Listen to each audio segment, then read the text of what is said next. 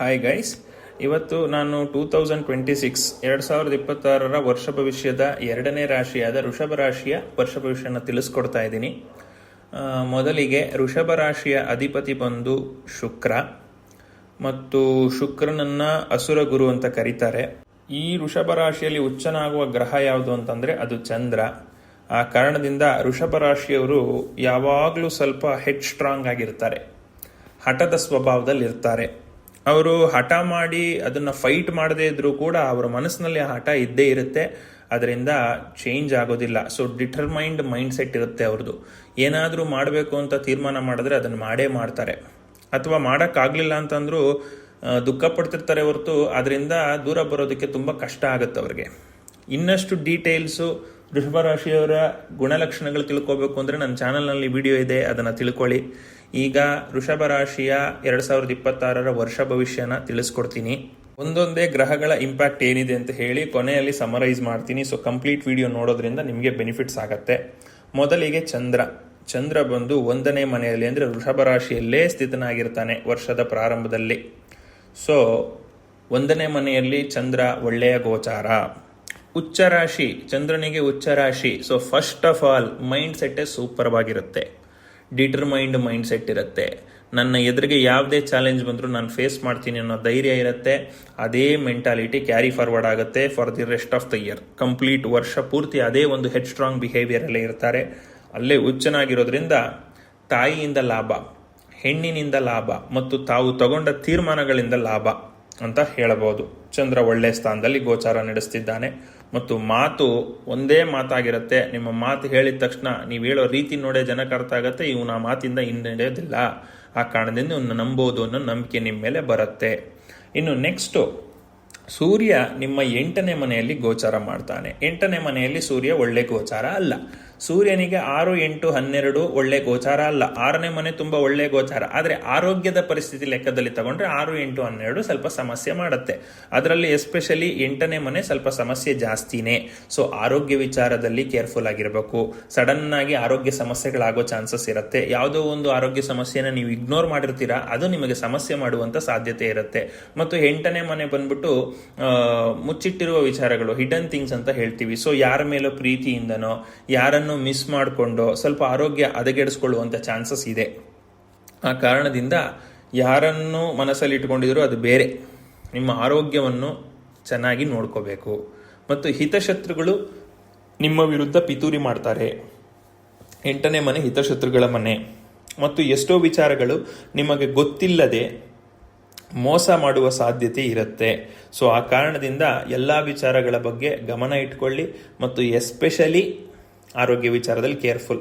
ಅದು ಕೂಡ ಧನಸ್ಸು ರಾಶಿಯಲ್ಲಿ ಸೂರ್ಯ ಇರೋದ್ರಿಂದ ಸ್ವಲ್ಪ ಗ್ಯಾಸ್ಟ್ರಿಕ್ ಸಮಸ್ಯೆ. ಊಟ ಟೈಮ್ ಕರೆಕ್ಟಾಗಿ ಮಾಡಿ, ಪಿತ್ತ ಪ್ರವೃತ್ತಿ ಉಳಿಸ್ಕೋಬೇಡಿ, ನೀರು ಚೆನ್ನಾಗಿ ಕುಡೀರಿ, ಆಯ್ತಾ. ಇನ್ನು ನೆಕ್ಸ್ಟು, ಗುರು ನಿಮ್ಮ 2ನೇ ಮನೆಯಲ್ಲಿ ಗೋಚಾರ ಮಾಡ್ತಾನೆ. ತುಂಬ ಒಳ್ಳೆ ಗೋಚಾರ ಇದು. ಗುರು ಬಲ ಸಂಪೂರ್ಣವಾಗಿದೆ. 2ನೇ ಮನೆ ಬಂದ್ಬಿಟ್ಟು ಹಣದ ಮನೆ, savings, the house of savings. ದುಡ್ಡು ಮಸ್ತಾಗಿ ಬರುತ್ತೆ, ಬ್ಯಾಂಕ್ ಬ್ಯಾಲೆನ್ಸ್ ಜಾಸ್ತಿ ಆಗತ್ತೆ, ದೊಡ್ಡ ಬ್ಯಾಂಕ್ ಬ್ಯಾಲೆನ್ಸ್ ಆಗತ್ತೆ. ಇಷ್ಟು ದಿನ ನೋಡದೇ ಇರೋಂಥ ದುಡ್ಡು ನೀವು ನೋಡುವಂಥ ಸಾಧ್ಯತೆ ಇರುತ್ತೆ. ಬೆಸ್ಟ್ ಇಯರ್ ಕೆಲವು ರಾಶಿಗಳಿಗಿದು, ಅದರಲ್ಲಿ ವೃಷಭ ರಾಶಿಯು ಒಂದು. ಸೊ ಹಣದಲ್ಲಿ ಯಾವುದೇ ರೀತಿ ಸಮಸ್ಯೆ ಇರಲ್ಲ, ಸಂಸಾರದಲ್ಲಿ ಸಮೃದ್ಧಿ ಇರುತ್ತೆ, ಮನೆಯಲ್ಲಿ ಏಳಿಗೆ ಇರುತ್ತೆ, ಮನೆಯಲ್ಲಿ ಶುಭ ಕಾರ್ಯಗಳು ನಡೆಯುತ್ತೆ, ಮನೆಯಲ್ಲಿ ನೀವು ಅನ್ಕೊಂಡ ಸುಂದರವಾದ ವಾತಾವರಣ ಇರುತ್ತೆ, ಯಾವುದೇ ರೀತಿ ಸಮಸ್ಯೆ ಇರೋದಿಲ್ಲ, ಎಲ್ಲ ನೀವು ಅನ್ಕೊಂಡಂತಾನೆ ಇರುತ್ತೆ, ಒಳ್ಳೆ ರೀತಿಯಲ್ಲಿ ನಡೆಯುತ್ತೆ. ಒಂದು ಸಾಂಸಾರಿಕ ಸುಖ, ಒಂದು ಹಣದ ಒಂದು ಸುಖ, ಎಲ್ಲವನ್ನು ಪಡಿತೀರಿ, ವೈಭವದ ಜೀವನ ನಡೆಸ್ತೀರಿ ವೃಷಭ ರಾಶಿಯವರು. ಶುಕ್ರ ನೆಕ್ಸ್ಟ್ 8ನೇ ಮನೆಯಲ್ಲಿ ಗೋಚಾರ ಮಾಡ್ತಿದ್ದಾನೆ. ಇದು ತುಂಬ ಒಳ್ಳೆಯ ಗೋಚಾರ. ಆಗಲೇ ಹೇಳಿದೆ, ಹಿತಶತ್ರುಗಳು ನಿಮ್ಮ ವಿರುದ್ಧ ಪಿತೂರಿ ನಡೆಸ್ತಾರೆ ಅಂತ.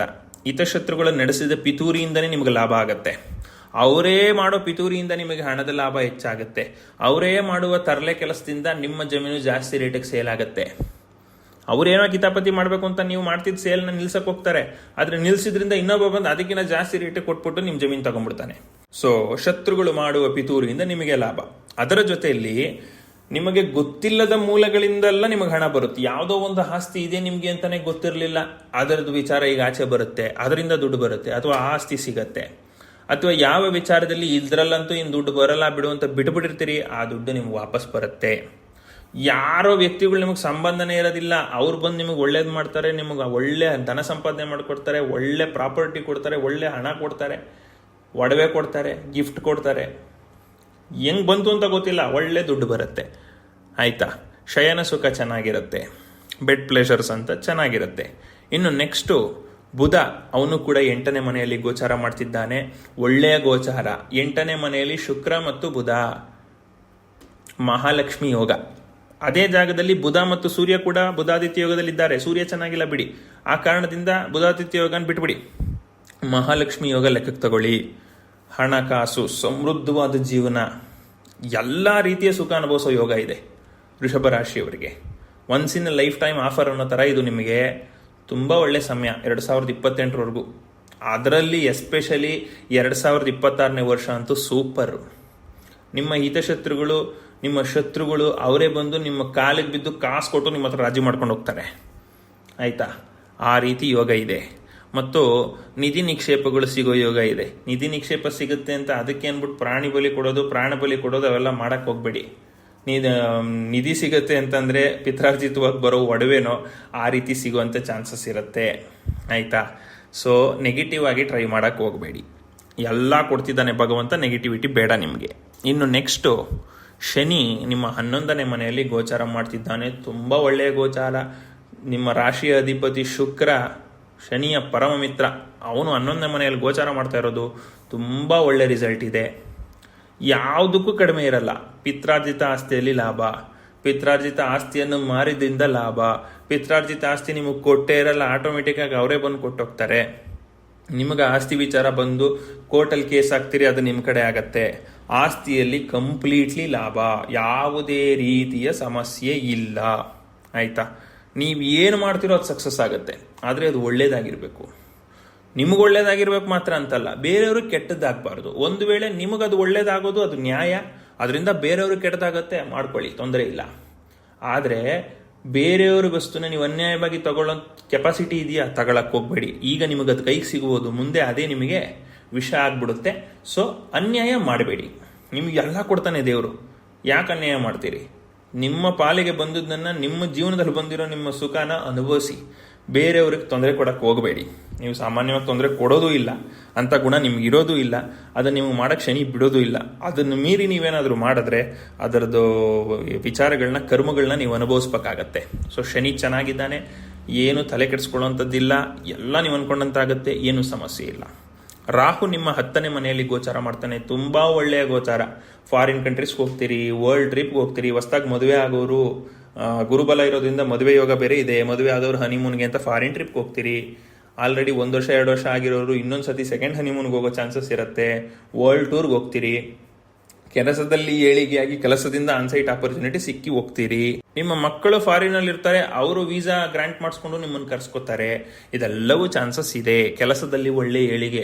ಕೆಲಸ ಅಂತಂದ್ರೆ ಯಾವುದೋ ಒಂದು ಟೆಕ್ನಾಲಜಿ ಅಂದರೆ ನಿಮ್ಮ ಹೆಸರು ಬರುತ್ತೆ. ಯಾರನ್ನ ಕೆಲಸ ಮಾಡ್ತಿದ್ರೆ, IT ಕಂಪ್ನಿಲಿ ಕೆಲಸ ಮಾಡ್ತಿದ್ರೆ, ಆಟೋಮೇಷನ್ ಟೆಸ್ಟಿಂಗ್ ಅಂದರೆ ಆಟೋಮೇಷನ್ ಟೆಸ್ಟಿಂಗು, ಸೆಲೇನಿಯಂ ಸಾಫ್ಟ್ವೇರ್ ಅಂದ್ರೆ ಇವರೇ ಅಪ್ಪ ಸಖತ್ತಾಗಿ ಮಾಡ್ತಾರೆ ಅನ್ನೋ ಥರ ಹೆಸರು ನಿಮಗೆ ಫೇಮ್ ಬರುತ್ತೆ. ಎಲ್ಲ ರೀತಿಯಲ್ಲಿ ಲಾಭ ಇದೆ. ಇನ್ನು ನೆಕ್ಸ್ಟು ಕೇತು ನಿಮ್ಮ 4ನೇ ಮನೆಯಲ್ಲಿ ಗೋಚಾರ ಮಾಡ್ತಾನೆ.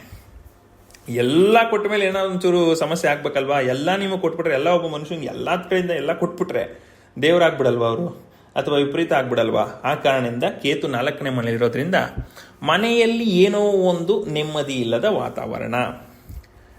ಆಯಿತಾ? ಇದು ಪಾಸಿಟಿವ್ ಆಗೂ ಹೇಳ್ಬೋದು. ಹೆಂಗೆ ಅಂತಂದರೆ, ಮದುವೆ ಆಗೋ ಯೋಗ ಇದೆ, ಅಥವಾ ತಂದೆ ತಾಯಿಗಳಿಗೆ ಮಕ್ಕಳಿಗೆ ಮದುವೆ ಮಾಡೋ ಯೋಗ ಇದೆ. ಒಂದು ಹುಡುಗಿ ಮದುವೆ ಆಗಿ ತವ್ರ ಮನೆ ಬಿಟ್ಟು ಹೋಗ್ತಾಳೆ ಅಂತಂದರೆ, ಅವಳು ಮನೆಯಿಂದ ದೂರ ಆದ್ಲು ಅಂತಂದರೆ ಅವಳಿಗೆ ಖಂಡಿತವಾಗ್ಲೂ ದುಃಖ ಆಗುತ್ತೆ.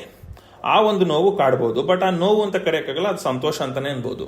ಅದೇ ರೀತಿ ತಂದೆ ತಾಯಿ ಮಗಳನ್ನ ಚೆನ್ನಾಗಿ ಬೆಳೆಸಿರ್ತಾರೆ, ಅವರು ಮದುವೆ ಮಾಡಿಕೊಟ್ಮೇಲೆ ಅವರು ಗಂಡನ ಮನೆಗೆ ಹೋದಾಗ ಇವ್ರು ಅವ್ರನ್ನ ಮಿಸ್ ಮಾಡಿಕೊಂಡು ದುಃಖ ಪಡ್ತಾರೆ, ಅಥವಾ ಒಂದು ಬೇಜಾರು ಪಡ್ತಾರೆ. ಅವ್ರನ್ನ ಮಿಸ್ ಮಾಡಿಕೊಂಡು ಆರೋಗ್ಯ ಸಮಸ್ಯೆ ಮಾಡ್ಕೊತಾರೆ. ಆರೋಗ್ಯ ಸಮಸ್ಯೆ ಮಾಡ್ಕೋಬೇಡಿ. ಆದರೆ ಈ ರೀತಿ ನಿಮ್ಮ ಮಗಳು ಬೇರೆಯವ್ರ ಮನೇಲಿ ಹೋಗಿ ಸುಖವಾಗಿದ್ದರೆ ಅದು ಒಳ್ಳೇದೇ ಅಲ್ವಾ? ಸೊ ಪಾಸಿಟಿವೇ ಇದೆ, ನೆಗೆಟಿವ್ ಹೇಳಬಾರ್ದು, ಅದು ನೆಗೆಟಿವ್ ಆಗಿ ಹೇಳಬಾರ್ದು ಅಂತ ಈ ಥರ ಹೇಳ್ತಾ ಇದ್ದೀನಿ. ಸೊ ಮನೆಯಲ್ಲಿ ಏನೋ ಒಂದು ನೆಮ್ಮದಿ ಇಲ್ಲದ ವಾತಾವರಣ ಇರುವಂಥ ಸಾಧ್ಯತೆ ಇರುತ್ತೆ. ಅದರ ಬಗ್ಗೆ ಹೆಚ್ಚು ಗಮನ ಕೊಡಬೇಡಿ. ಮತ್ತು ವಾಹನಗಳ ವಿಚಾರದಲ್ಲಿ ಕೇರ್ಫುಲ್ ಆಗಿರಿ. ಎಲ್ಲಾದರೂ ಇಂಪಾರ್ಟೆಂಟ್ ಕೆಲಸಕ್ಕೆ ಹೋಗುವಾಗ ಕೈ ಕೊಡುವಂಥ ಸಾಧ್ಯತೆ ಇರುತ್ತೆ. ಸೊ ವಾಹನಗಳನ್ನ ಕಂಡೀಷನ್ಡ್ ಆಗಿ ಇಟ್ಕೊಂಡ್ರೆ ತುಂಬ ಒಳ್ಳೆಯದು. ಇನ್ನು ನೆಕ್ಸ್ಟು ಕುಜ ನಿಮ್ಮ 8ನೇ ಮನೆಯಲ್ಲಿ ಗೋಚಾರ ಮಾಡ್ತಾನೆ. ಇದು ಕೂಡ ಒಳ್ಳೆಯ ಗೋಚಾರ ಅಲ್ಲ. ಭೂಮಿಯ ವಿಚಾರದಲ್ಲಿ ಸ್ವಲ್ಪ ನಷ್ಟ ಆಗುವ ಸಾಧ್ಯತೆ ಇದೆ. 10 ರೂಪಾಯಿಗೆ ಹೋಗೋ ಜಾಗನ 8 ರೂಪಾಯಿ ಕೊಟ್ಬಿಡುವಂಥ ಚಾನ್ಸಸ್ ಇರುತ್ತೆ. ಸೊ ಸ್ವಲ್ಪ ನೋಡಿ ಮಾಡಿ ವ್ಯವಹಾರ ಮಾಡಿ, ಎಸ್ಪೆಷಲಿ ಆಸ್ತಿ ವಿಚಾರದಲ್ಲಿ ಡೀಲ್ ಮಾಡೋರು ಮತ್ತು ರಿಯಲ್ ಎಸ್ಟೇಟ್ನಲ್ಲಿ ಡೀಲ್ ಮಾಡೋರು. ಅದನ್ನು ಬಿಟ್ಟರೆ ಮೂಳೆಗಳ ವಿಚಾರದಲ್ಲಿ ಸ್ವಲ್ಪ ಪೆಟ್ಟು ಬೀಳುವ ಸಾಧ್ಯತೆ ಇರುತ್ತೆ. ಮತ್ತು ವಯಸ್ಸಾದವರು ಇದ್ದರೆ ಅವರಿಗೆ ಕ್ಯಾಲ್ಸಿಯಂ ಕಂಟೆಂಟ್ ಕಮ್ಮಿಯಾಗಿ ಬೋನ್ಸ್ ವೀಕ್ ಆಗೋ ಸಾಧ್ಯತೆ ಇರುತ್ತೆ. ಅದನ್ನು ಚೆಕ್ಕಲ್ಲಿ ಇಟ್ಕೊಳ್ಳಿ. ಮತ್ತು ಕುಜ ಕಿಡ್ನಿಗಳನ್ನು ತೋರಿಸ್ತಾನೆ. ಸೊ ಸ್ವಲ್ಪ ಕಿಡ್ನಿ ಸಮಸ್ಯೆ ಇರೋರು ಕೇರ್ಫುಲ್ ಆಗಿರಬೇಕು. ಮತ್ತು ವಾಹನಗಳಿಂದ ಸ್ವಲ್ಪ ತೊಂದರೆ, ಆಕ್ಸಿಡೆಂಟ್ಗಳಾಗುವಂಥದ್ದು, ಬಿದ್ದು ಪೆಟ್ಟು ಮಾಡ್ಕೊಳ್ಳುವಂಥದ್ದು, ನಡೆದಾಡುವಾಗ ಚೇರ್ಗೋ ಬೆಂಚ್ಗೋ ಮಂಡಿ ಓಡ್ಕೊಂಡು ಏಟ್ ಮಾಡ್ಕೊಳ್ಳುವಂಥದ್ದು ಈ ಚಾನ್ಸಸ್ ಇದೆ. ಆಯ್ತಾ? ಅಷ್ಟಮ ಕುಜದೋಷ ಅಂತ ಬೇರೆ ಆಗತ್ತೆ, ಅಂದ್ರೆ ಜನ್ಮಕ್ಕೆ ಬರೋದಿಲ್ಲ, ಇದು ಟೆಂಪರರಿ ಬರುತ್ತೆ. ಸೊ ಕುಜನ ವಿಚಾರದಲ್ಲಿ ಕೇರ್ಫುಲ್ ಆಗಿರಬೇಕು. ಕೋಪಕ್ಕೆ ಕೈ ಕೊಡಬೇಡಿ, ಕೋಪಕ್ಕೆ ಬುದ್ಧಿ ಕೊಡಬೇಡಿ. ಅದರಿಂದ ಆಡಿದ ಮಾತು ತುಂಬ ದಿನ ಉಳ್ಕೊಂಡು ಸಂಸಾರ ಅಥವಾ ಜೀವನ ಅಥವಾ ಸಂಬಂಧಗಳನ್ನ ಹಾಳು ಮಾಡೋ ಸಾಧ್ಯತೆ ಇರುತ್ತೆ. ಸೊ ಕಾಮ್ ಅಂಡ್ ಕಂಪೋಸ್ಡ್ ಆಗಿರಿ, ಕೇರ್ಫುಲ್ ಆಗಿರಿ. ಭಗವಂತ ಎಲ್ಲ ಕೊಡ್ತಾನೆ. ಎಲ್ಲ ಕೊಟ್ಟಾಗ ಇನ್ನೊಬ್ರಿಗೆ ಸಹಾಯ ಮಾಡೋಕ್ಕಾಗಿಲ್ಲ ಅಂದ್ರೂ ಪರವಾಗಿಲ್ಲ, ಒಂದು ಮನುಷ್ಯ ಅಂತ ಅನ್ಸ್ಕೊಂಡಿರ್ಬೇಕು. ಎಲ್ಲ ಇದೆ ನನಗೆ ಅಂದ್ಬಿಟ್ಟು ದರ್ಪ ತೋರ್ಸಕ್ಕೆ ಹೋಗ್ಬಿಟ್ರೆ ಮನುಷ್ಯತ್ವ ಕಳ್ಕೊಂಡ್ಬಿಡ್ತೀವಿ. ಸೊ ದರ್ಪ ಮಾತ್ರ ತೋರ್ಸಕ್ಕೆ ಹೋಗ್ಬೇಡಿ, ಅದರಿಂದ ಸಮಸ್ಯೆಗಳಾಗತ್ತೆ. ಇದಿಷ್ಟು ವೃಷಭ ರಾಶಿಯವರ 2026 ವರ್ಷ ಭವಿಷ್ಯ. ಸೂಪರ್ ಜಾಕ್ಪಾಟ್ ಅಂತ ಹೇಳ್ತೀನಿ. ಸಮ್ಮರಿಯಲ್ಲಿ ಹೇಳೋದಾದ್ರೆ ಯಾವುದಕ್ಕೂ ಕಡಿಮೆ ಇರಲ್ಲ. ಸ್ವಲ್ಪ ಆರೋಗ್ಯ ವಿಚಾರದಲ್ಲಿ ಕೇರ್ಫುಲ್ ಆಗಿರಿ ಅಂತ ಹೇಳ್ತೀನಿ, ಮತ್ತು ವಾಹನಗಳ ವಿಚಾರದಲ್ಲಿ ಕೇರ್ಫುಲ್ ಆಗಿರಿ. ಅಷ್ಟು ಬಿಟ್ಟರೆ ಬೇರೆ ಏನು ಸಮಸ್ಯೆ ಇಲ್ಲ. ಬ್ಯೂಟಿಫುಲ್ ಇಯರ್ ಅಂತ ಹೇಳ್ತಾ ಇದ್ದೀನಿ, ಚೆನ್ನಾಗಿರುತ್ತೆ. ಆದರೆ ನಿಮ್ಮ ಜನ್ಮ ಜಾತಕದಲ್ಲಿರುವ ಗ್ರಹ ಪರಿಸ್ಥಿತಿಗಳ ಮೇಲೆ, ನಿಮ್ಮ ದಶೆ ಭುಕ್ತಿಯ ಮೇಲೆ ನಿಮಗೆ ಪರಿಹಾರಗಳ ಅವಶ್ಯಕತೆ ಇದೆಯಾ ಇಲ್ವಾ ಅದೆಲ್ಲ ಚೆಕ್ ಮಾಡಿಕೊಂಡು ನಂತರ ರಿಸಲ್ಟ್ಸ್ನ ಎಕ್ಸ್ಪೆಕ್ಟ್ ಮಾಡೋದು ತುಂಬ ಒಳ್ಳೆಯದು. ಆಯಿತಾ? ಸೊ ನುರಿತ ಜ್ಯೋತಿಷಿಗಳ ಹತ್ರ ಚೆಕ್ ಮಾಡಿಸ್ಕೊಂಡು ಜನ್ಮ ಜಾತಕನ, ಪಿತೃದೋಷ ಏನಾದರೂ ಇದೆಯಾ, ಪಿತೃಶಾಪ ಏನಾದರೂ ಇದೆಯಾ, ಅಥವಾ ಏನಾದರೂ ನಾಗದೋಷ ಇದೆಯಾ, ಬೇರೆ ಏನಾದರೂ ದೋಷಗಳಿದೆಯಾ, ಈ ದೋಷಗಳೆಲ್ಲ ಎಲ್ಲ ಯೋಗ ಇರ್ತವೆ, ಆದರೆ ಕೊನೆ ಮೂಮೆಂಟಲ್ಲಿ ಆಗೋ ಕೆಲಸಗಳನ್ನ ತಪ್ಪಿಸುವಂಥ ಚಾನ್ಸಸ್ ಇರುತ್ತೆ. ಅದನ್ನು ಪರೀಕ್ಷೆ ಮಾಡಿಸ್ಕೊಂಡು ಅದನ್ನು ಪರಿಹಾರಗಳ ಅವಶ್ಯಕತೆ ಇದ್ದರೆ ಮಾಡಿಕೊಂಡು ಒಳ್ಳೆಯ ಜೀವನ ನಡೆಸೋದು ಉತ್ತಮ. ನುರಿತ ಜ್ಯೋತಿಷಿ ಹತ್ರ ಪರಿಹಾರ ಮಾಡಿಸ್ಕೊಳ್ಳಿ. ಇಲ್ಲ ನಾನು ಕೂಡ ಪರಿಶೀಲನೆ ಮಾಡಿಕೊಡ್ತೀನಿ, ನಿಮಗದರ ಅವಶ್ಯಕತೆ ಇದ್ದರೆ ಸ್ಕ್ರೀನ್ ಮೇಲೆ ಕಾಣ್ತಿರುವ ನಂಬರ್ ಅಥವಾ ಇಮೇಲ್ ಮೂಲಕ ನನ್ನನ್ನು ಕಾಂಟ್ಯಾಕ್ಟ್ ಮಾಡ್ಬೋದು. Thank you very much. Hi guys, ಇವತ್ತು ನಾನು 2026